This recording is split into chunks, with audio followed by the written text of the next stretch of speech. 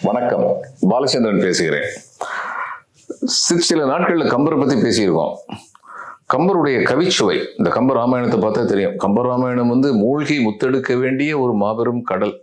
அதுல கடல் கரையிலிருந்து பார்த்த மாதிரி தான் சில பாடல்களை பார்த்திருக்கேன். நான் அந்த பாடல்களை பார்த்தே பிரமிச்சு போயிருந்திருக்கேன். அதுல வால்மீகி எழுதின ராமாயணத்தை கம்பர் மேல் சுவை கூட்டினார். இந்த ஷேக்ஸ்பியரை பத்தி ஆங்கிலத்தில் சொல்லுவாங்க, எலிசபெத்தன் ஏஜ் அப்படிங்கிற ஏஜில் நிறைய கவிஞர்கள் வந்தாங்க, ஆங்கிலேய கவிஞர்கள். அந்த எலிசபெத்தன் ஏஜுக்கு அப்புறம் தான் ஆங்கில கவிதையே செழுமை பெற்றது. அதற்கு முழு முதல் காரணம் ஷேக்ஸ்பியர் தான் அப்படின்னு சொல்றதுக்கு என்ன சொல்லுவாங்க, he found it of stones and left it of marbles அப்படின்னு சொல்லுவாங்க. கற்களாக இருந்த அந்த கவிதைகளை பளிங்கு கற்களாக மாற்றிவிட்டு சென்றார், அந்த யுகத்தையே மாத்திட்டு போயிட்டாரு அப்படின்னு சொல்லுவாங்க. அது மாதிரி வால்மீகியுடைய கவிச்சுவை, இதில் நான் கவிச்சுவையை பற்றி மட்டும் பேசுறேன், மற்ற எந்த கான்ட்ரவர்சிக்குள்ளேயும் நம்ம போயிடக்கூடாது. அவர் வால்மீகியுடைய கவிச்சுவையை கம்பர் எப்படி மேன்மைப்படுத்தினார் அப்படிங்கிறதுக்கு ஒரு சின்ன உதாரணம்.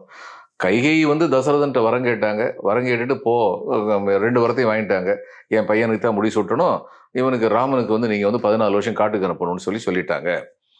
அடுத்து அவர் எனக்கு இதை சொல்றதுக்கான திராணியே இல்லைம்மா, நீயே நான் இந்த மாதிரி வரம் கொடுத்தேன்னு சொல்லிடு, இந்த மாதிரி கட்டளை இட்டேன்னு சொல்லிடுன்னு சொல்லிட்டார். சொன்ன உடனே கைகேயி ராமன்ட்ட சொல்றாங்க. என்ன சொல்றாங்க, ஆழிசூழ் உலகெல்லாம் பரதனே ஆள, நீ போய் தாளிரும் சடைகள் தாங்கி தாங்கரும் தமம் மேற்கொண்டு பூழி வெங்கானனி புண்ணிய துறைகளாடி 7 ஆண்டின் வா என்று இயம்பினன் அரசன் என்றாள்.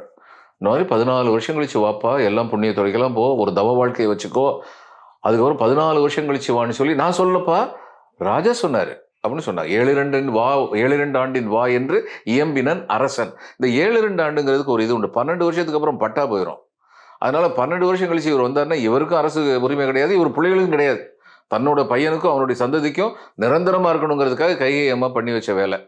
சரி, இதை கேட்ட உடனே ராமருக்கு என்ன தெரிஞ்சது, உடனடியாக அவருக்கு தெரிஞ்சது, இந்த ஆங்கிலத்தை சொல்லுவாங்க, these words come through you not from யூன்னு சொல்லுவாங்க. அது மாதிரி இந்த கட்டளை மன்னனிடமிருந்து பிறப்பிக்கப்படவில்லை, மன்னனின் சொற்களாக வந்தது.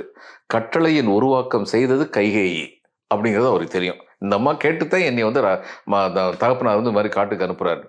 அதுக்கு அவர் என்ன சொன்னாராம் பதில், இந்த அம்மா 7 ஆண்டின் வா என்று இயம்பினன் அரசன் என்றாள் அப்படின்னு இவருன்னு சொன்னாரா, மன்னவன் பணி என்றாகில் நும்பணி மறுப்பனோ, ஏமா என்கிட்ட இந்த விளையாட்டு, இதுக்கு என்னுடைய தந்தை சொல்லணுமா, தாயே நீங்க சொன்னா போதாதா, மன்னவன் பணி என்றாகில் நும்பணி மறுப்பனோ, என் பின்னையேன் பெற்ற செல்வம் அடியனேன் பெற்றதென்றோ, எனக்கு கிடைச்சா என்ன, என் தம்பி கிடைச்சா என்ன, என் தம்பி கிடைச்சதுன்னா அது எனக்கு கிடைச்ச சொத்து அப்படின்னு நினைச்சாலும் சந்தோஷப்பட போறேன்.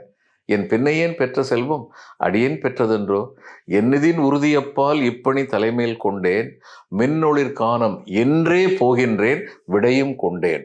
அம்மா சொல்லிட்டீங்கல்ல, உடனடியாக நான் உறுதி எடுத்துட்டேன், நான் காட்டுக்கு போறேன், எப்பயோ இல்லை இன்னைக்கே போறேன், பை பை, விடையும் கொண்டேன் அப்படின்னு சொல்லிட்டு போயிட்டாரு. ராமனை கல்யாண குணங்கள் நிரம்பியவனாக கம்பர் படைச்சார். அப்படித்தான் ராமன் இருக்கணும் அப்படின்னு சொல்லி கம்பர் படைச்சார். அதுக்காக வேண்டிதான் நம்ம இன்னும் ரொம்ப ஆழ்ந்து பார்த்தோம்னா கம்பராமாயணத்தையும் பாரதியும் ஒரு காலத்தில் நம்ம ஒப்பிட்டு பார்க்கலாம். அந்நேரம் பார்க்கும்பொழுது கம்பருடைய கவிச்செழுமை என்ன, பாரதியுடைய கருத்து செழுமை என்னங்கிறது பின்னொரு நாள் நம்ம பார்க்கலாம். ஆனால் அவருடைய கவிச்செழுமை இருக்கு, ஈடு இணையற்ற கவிச்செழுமை அப்படிங்கிறதோட இன்னைக்கு முடிச்சுக்குவோம். வணக்கம்.